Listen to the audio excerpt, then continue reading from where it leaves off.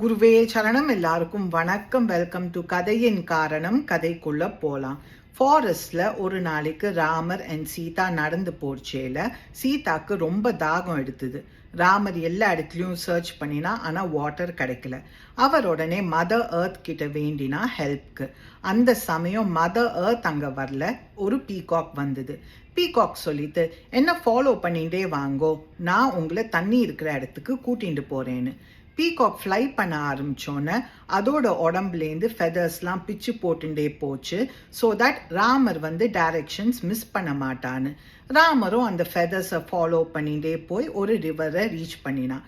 ராமரும் சீதாவும் தண்ணி குடித்தோன்னே ராமர் பீகாக்கை தேங்க் பண்ணுறதுக்காக திரும்பினா. But he was shocked because அந்த பீகாக் செத்து போயிடுத்து, அதோட உடம்புல இருந்த எல்லா ஃபெதர்ஸையும் பிச்சு போட்டதுனால. அப்போ ராமர் அந்த பீகாக் கிட்ட சொன்னா, because of your love towards us, என்னோட நெக்ஸ்ட் இன்கார்னேஷன்ல என்னோட தலையை உன்னோட ஃபெதர் அலங்கரிக்கும்னு. அவரோட next incarnation was lord Krishna. இந்த ஒரு ரீசனுக்காக தான் கிருஷ்ணரோட தலையில பீகாக் ஃபெதர் இருக்குன்னு ஒரு ஐதீகம் இருக்கு. இவ்வளோ வருஷம் கழிச்சு தான் டெய்லி பார்க்குற வேண்ட கிருஷ்ணனோட தலையில் ஏன் பீகாக் ஃபெதர் இருக்குன்னு எனக்கு தெரிஞ்சுது.